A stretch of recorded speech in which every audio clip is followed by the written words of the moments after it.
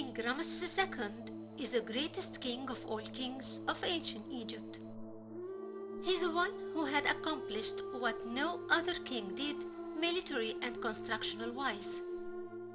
His famosity made his name mentioned whenever the ancient Egyptian civilization is mentioned.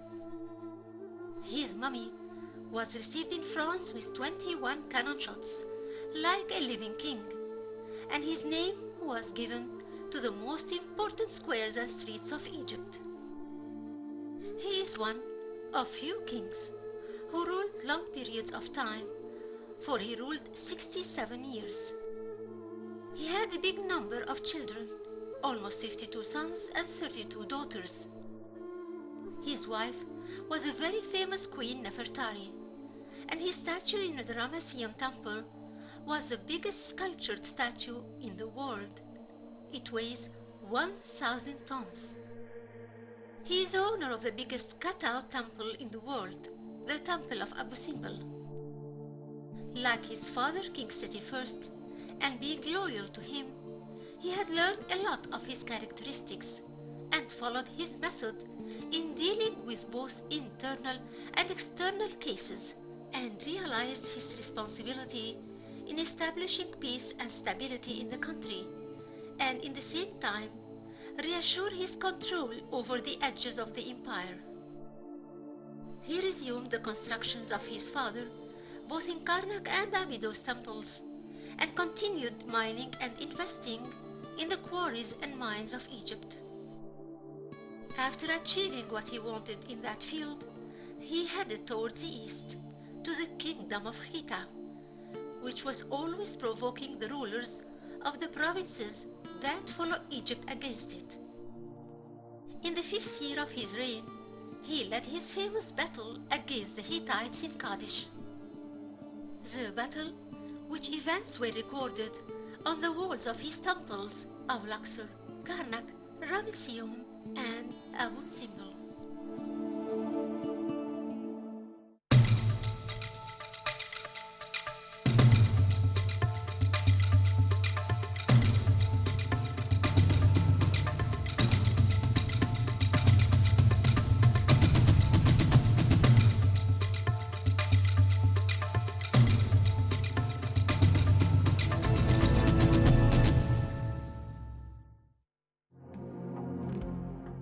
Amun-Ra is one of the most important Egyptian deities and the most famous one ever. He is the god of Thebes and the head of its triad, and a member of the octonary of El-Ashmonin. He merged with god Ra under the name Amun-Ra. By that, Amun got tied with the sun Crete and acquired the status of the primary god of the country since the 12th dynasty, and kept that position almost throughout the entire Egyptian history. There were many opinions about the nature of the name of Amun and its origin, for the word Iman appeared in the ancient Egyptian language as a verb, meaning to hide or to be hidden. The word Iman came also as an adjective to mean the hidden, the secret one, the imaginative.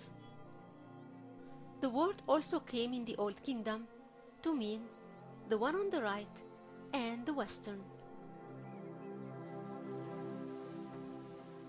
God Amun got his name from the adjective of the hidden one or the invisible, which expresses his embodied nature in his role as being one of the members of the Ennead of El-Ashmonin, and that's according to what was mentioned in the Pyramids texts. The name Amun came for the first time during the Middle Kingdom on two boards from the 11th dynasty, one of which was found in the tomb of King Intefa in El-Korna village. On that panel, the word Per Iman, or the house or temple of Amun, was written. As for the second panel, a chant was recorded on it dedicated to goddess Hathor and god Amun. There is another panel belonging to King Initives II found in the cemetery of Dirra Abu Najah and kept in the Museum of the Metropolitan in New York. Another inscription was found written in the area of Wadi al-Hammamat or al-Hammamat Valley from the time of King Montuhotep IV Nebet-Tawi Ra, in which came the name of Vizier Amun-Imhat. In it, its owner was related to God Amun, for it means God Amun is in the front. It's the name that was given to some of the kings of the 12th dynasty later. Amun occupied the position of the main god of Egypt, and that's when King Sohetep Ibra or Amun-Imhat I managed to put the foundation of the 12th dynasty, so he made him the first and the formal deity of the country.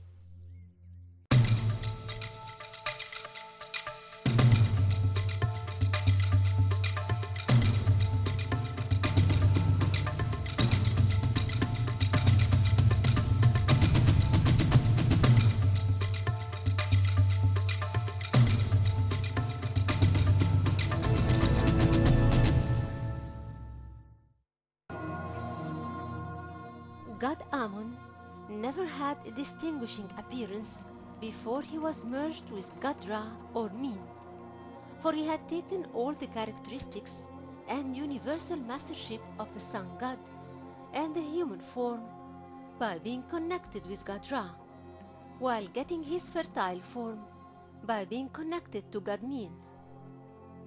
This means that if Amun-Ra denounced the form and the characteristics and the titles of God Min on one side, and the name and characteristics of the sun god Ra on the other side, he'll have nothing to distinguish him. This clarifies the phenomena of the merge of gods that started to appear starting from the Middle Kingdom era, for it had helped to create a new entity that gathers all the factors of power and domination and creation, which is God Amun-Ra in the form of Min or Amun-Ra Ka-Mut-F.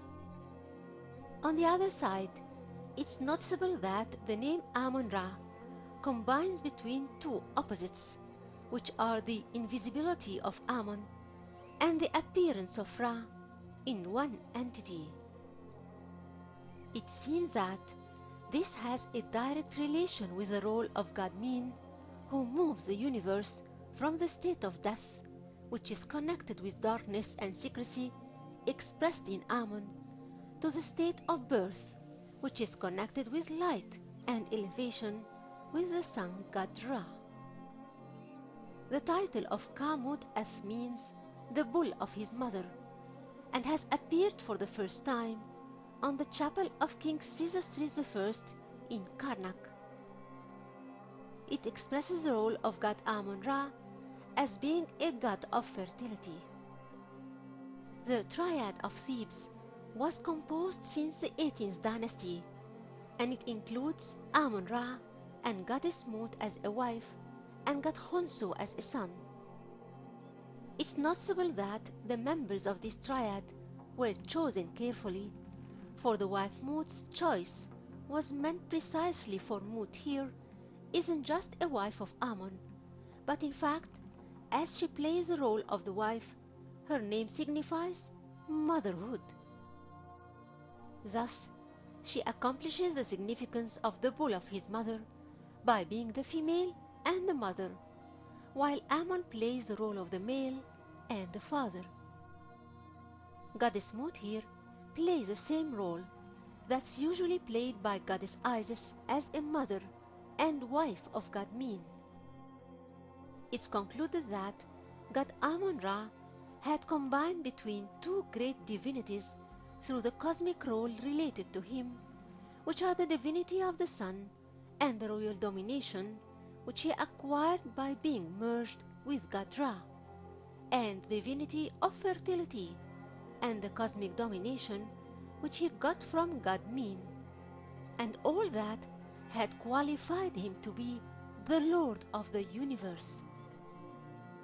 The express of that concept happened practically through the parading festivals in which god Ammon appeared in three important occasions, each of which was connected with a vital role of god Ammon in the universe. These occasions are the Feast of the Valley and the Opet Festival, and the Feast of the Beginning of 10 Days, which is a week in ancient Egypt. On these occasions, god Ammon joins between the 4 points of the universe, the east and the west in the Valley Feast, and the north and the south in the Opet Feast. He also connects the periods of time in the Feast of the Beginning of each 10 days to achieve by that his role in controlling the universe. The repetition of the festivals on time and systematically came to confirm this domination. As a result of the rise of the cult of god Ammon-Ra, and hence his domination of the country in the 18th dynasty, the grandest temple consecrated to him were built in this era. Just like the 4th dynasty of the Old Kingdom, which kings built the greatest pyramids of Egypt, was called the dynasty of the builders, the 19th dynasty could be called the same, for it was King Ramesses II and his father Seti I and his successor Seti II who erected great magnificent temples for the new rising god Ammon-Ra. Among the astonishing standing temples built for god Ammon-Ra is the Grand Temple of Abu Simbel. 280 kilometers south of Aswan stand the 2 temples of Abu Simbel. They were cut out in the rocks of the sacred land of goddess Hathor of Abshik. The great temple was dedicated to god Ammon-Ra and god Ra-Hur-Akhti and god Ptah and King Ramesses II himself in his divine nature. Is composed of a facade which holds the 4 grand statues of Ramesses II and life statues of his family and gods. Then there is a Pillars Hall with scenes of the famous battle of King Ramesses II in Kadesh, in which he achieved victory over the Hittites. The battle was relieved in astonishing details. There are side chambers used for storage and painted as well as the rest of the interior walls and pillars of the temple. Then the great wall leads to a smaller hall with 4 square pillars.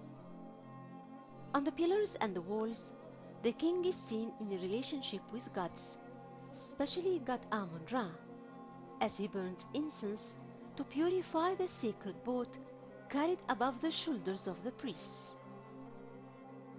Then there is a little room that leads to the sanctuary. The sanctuary is the Holy of the Holies in any temple in ancient Egypt.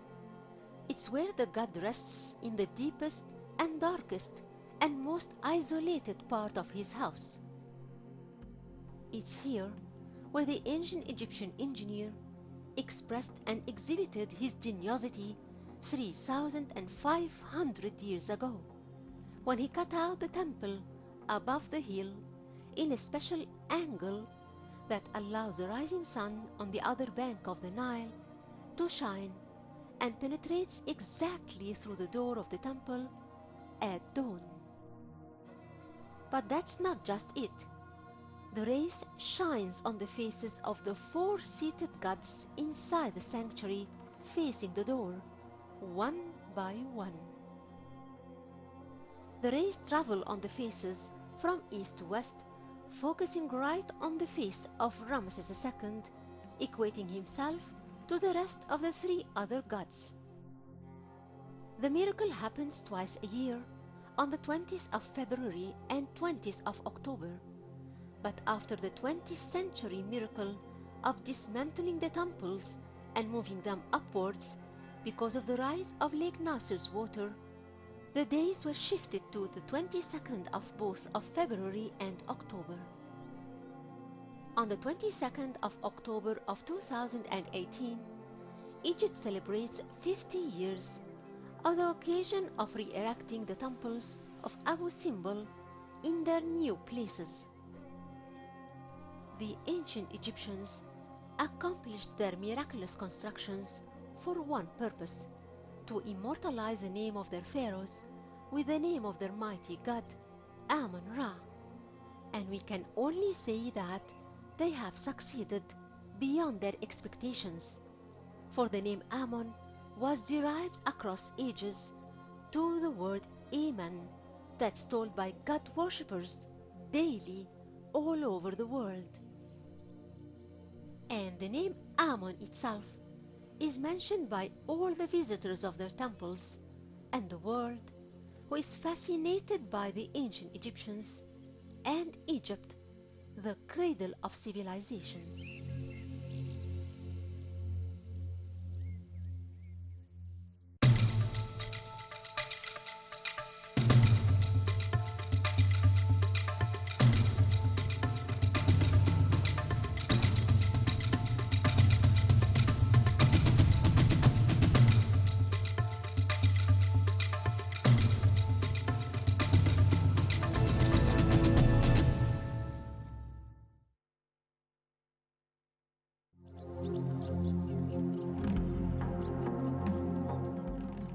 A great scientific ancient Egyptian event that's long anticipated and eagerly waited for by the whole world is the magnificent sun alignment of the great temple of Abu Simbel.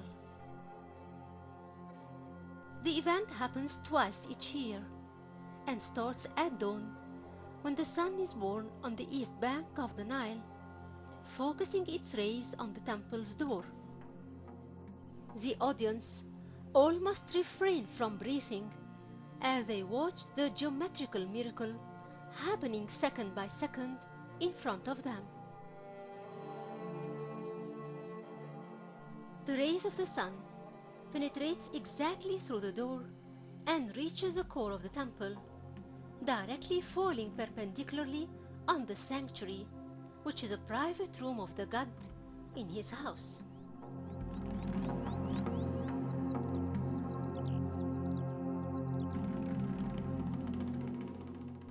But who is that god who enjoyed that great care and importance by the ancient Egyptians and their king, the mighty Ramesses II, to dedicate that magnificent cut-out temple for him, coinciding with an unbelievable geometrical and geographical miracle connected with the sun?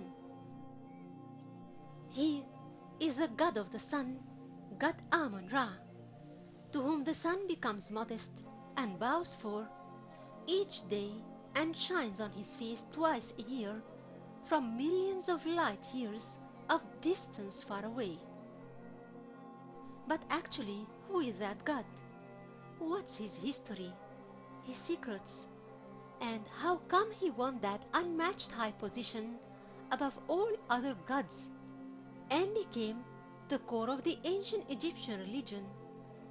To know that, let's follow his story from the dawn of the ancient Egyptian civilization until the end of that magnificent era of our history.